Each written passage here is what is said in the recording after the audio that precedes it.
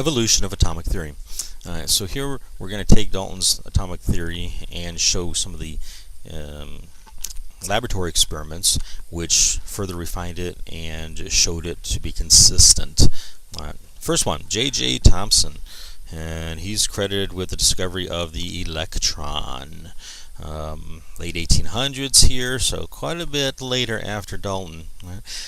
Here's his experimental setup. It used a CRT, a cathode ray tube, which is simply a vacuum tube. Vacuum in here is made of glass. You've got two terminals. You can put some high voltage across it, kind of like a big giant battery, if you will, with the positive and the negative terminals, the anode and the cathode as they're referred to, and you put some high voltage across that. When you do, you can have electrons that would travel from the cathode to the anode, and you put a little slit there, a little hole right there in the end of the cathode, so as they come shooting through here, a few of them would actually be able to escape right through here. They'd have that same kinetic energy, that same momentum, and can continue on in a straight line all the way down this tube here. And if they went straight through here, they would hit the wall way at the end. If you coat that with phosphorus, as those electrons hit that phosphorus layer, they glow. The phosphorus glows, I should say, which is how the old TVs used to work. Not the new flat screens, you know, the LCDs and LEDs and such, but the old ones. All right, and so he could see this, worked his problem, and then he stuck a magnet across here, essentially, or he stuck some more battery terminals across the path of this electron. So he could do either north-south magnet, or he could do a plus-minus here, as far as a, like I said, terminals to another battery source, another voltage source. And what he found is whatever this beam was that would shoot across here. See, he didn't know about electrons yet, right? But whatever this thing was that shot across here and made this dot, when he put these things in the path, it steered it up. It steered it away, either up or down, you know, and particularly it steered it towards the positive terminal of some source. What he was seeing is that electrons are the ones that are being shot through here, and that electrons have a negative charge.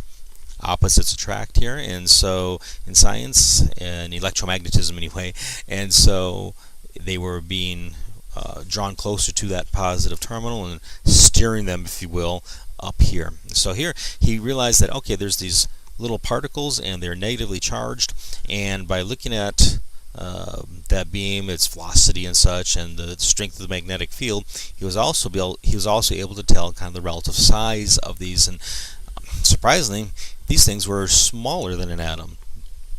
He discovered essentially the first subatomic particle. Atoms are made in part of electrons, and that's what he was looking at. Alright, so the result, negative particle. They were the same negative particles regardless of what metal he used for that cathode and anode. Right? Electrons are electrons, in other words. They were less massive than an atom. Right? So subatomic particle with negative charge in electron. So he's credited with that discovery.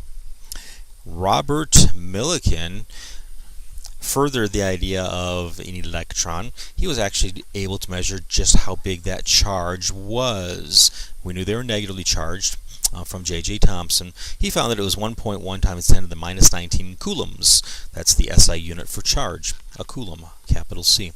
His experiment looks something like this. Very quickly, he sprayed a very fine mist of oil into this chamber.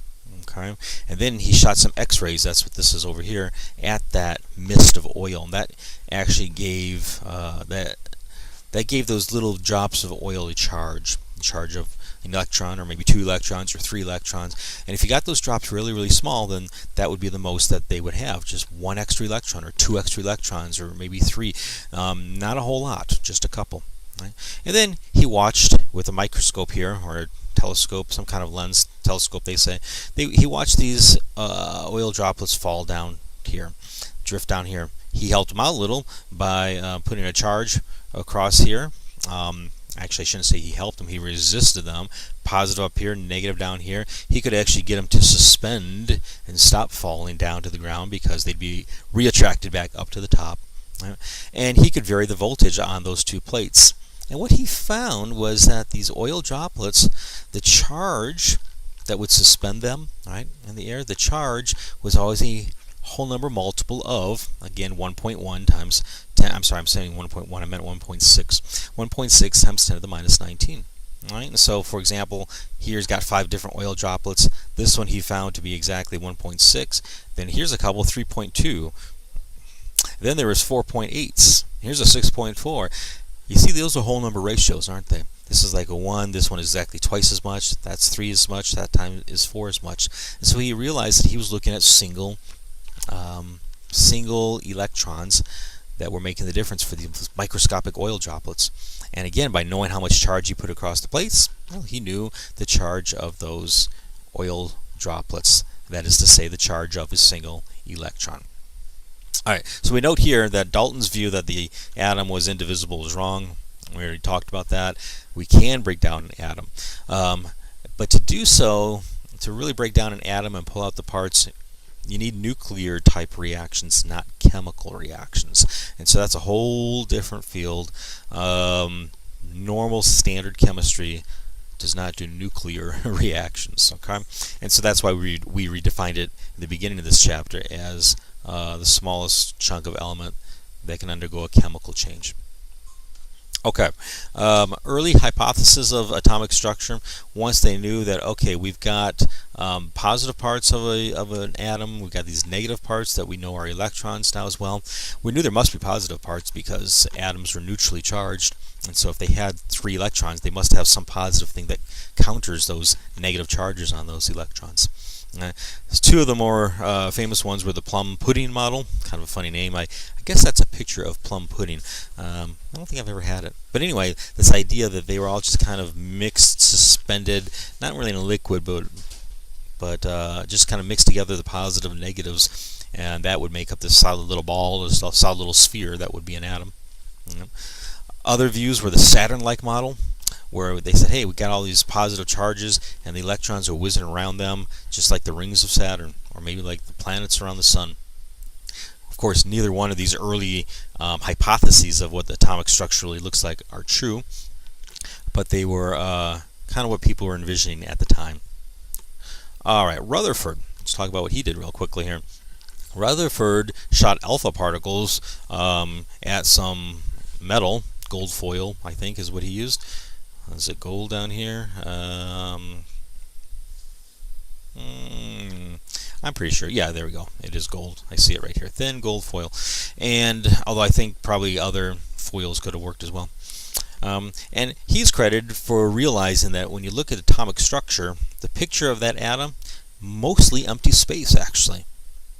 By far. I mean, 99.9% of that volume of an atom is just empty space, a vacuum, nothing at all in there. Right? And right in the middle of each atom, though, is a very dense nucleus, as he called it. Nucleus where all the matter is crammed into it. Right? Number 2, he also is credited with identifying that in that nucleus were protons, and that was the positive part that, you know, balanced those negative electrons that we know are there somewhere as well. Here's his experiment. Pretty simple setup. He had a radium source, radium being an element, a radioactive element, and when it decays, it shoots off alpha particles. Radioactive matter usually decays by either alpha, beta, or gamma particles, and when we get to the nuclear chemistry chapter, we'll talk all about that. This one was an alpha particle, which is a little hunk of matter, actually. It turns out to be the same as the nucleus of a helium atom. He didn't know it at the time, though, but he knew they were shooting off these little chunks of matter called alpha particles. Alright, and so he allows them to decay. The alpha particles come whipping out here. I'm sure he's got some things to make this into a nice beam, some shutters to go through and such like that, slits perhaps or whatever. But anyway, and then he put it and shot it right at some gold foil right here. Now the gold foil, very thin, he figured, well, it's going to have to interact with those atoms that are making up the gold foil.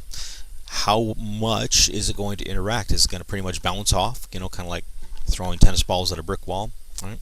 Or is it going to go right through, like maybe shooting BBs at a big wide shark net? This is what I tried to say, where most of the BBs would just go right through the net.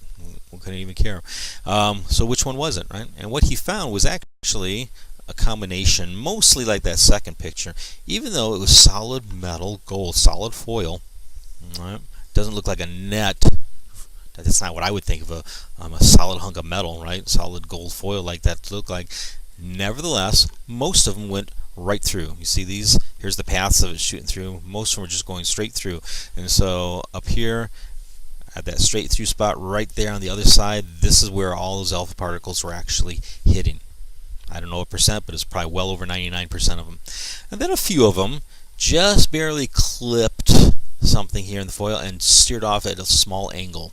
Alright, so they just kind of clipped it and bounced off a little bit, and so that's what these spots here and maybe on the bottom here, a few of them did that. Right? And then it says here a very, very small number actually bounced right back and hit the detector screen way back here. So bouncing off and returning, if you will. That's what these particles here. And so he quickly realized, again, this first conclusion that, hey, these atoms are mostly empty space. For the most part, these alpha particles are going right through that foil as though it wasn't even there. All right, hitting it in a straight line, that detector. Every once in a while, it must just nick one of them, bounce off a little bit. Every once in a while, you might hit it just dead on and go backwards. So even though I see these big gold circles here, even though that's the size of the whole atom, it's mostly empty space, and we're going to have to figure out what that size is made of then. You know, what defines it if it's mostly just a vacuum, empty space, and why don't they get any closer than that, and that kind of idea. But we have this picture of it, but they're not solid little balls at all, or solid little spheres. They're basically empty space. The only matter that was being detected here are the little red dots right in the middle. They're not just marked in the middle. That's the only spot that the matter actually exists. And so if you think about just looking at those red dots, yeah, most things are going to go right through that. Those alpha particles are going to go shooting through as though they weren't even there. Every once in a while it might just clip one. Okay, last two ones quickly here. Frederick Soddy discovered isotopes. Isotopes in the early 1900s. These were atoms that were the same identity. They were all gold, for example, or all carbon or something like that. Same identity. They had the same number of protons, they had the same number of electrons from atom to atom, and yet they weighed something different. Okay? Now we're going to find that the identity of an atom is defined by the number of protons that it has. Carbon atoms always have 6 protons. You change that number, it's no longer carbon, it's going to be something different. So the identity of an atom is wrapped up in that. And then to get those 6 positive protons to balance off, then you're going to add the electrons, and it turns out to be 6 of those, then they have the same charge, in other words. Right? And yet, he discovered that you can have all carbon atoms, and they're all the same number of protons, same number of electrons, and yet some atoms weigh differently than other ones. So he realized, hey, there's some other component of these atoms which are neither positive nor negatively charged, but clearly play a critical role. Right? Those were neutrons, actually, and that's what Chadwick discovered. James Chadwick later on discovered the neutrons 1932. So, you know what? Not that long ago, right? Finally discovered the neutron.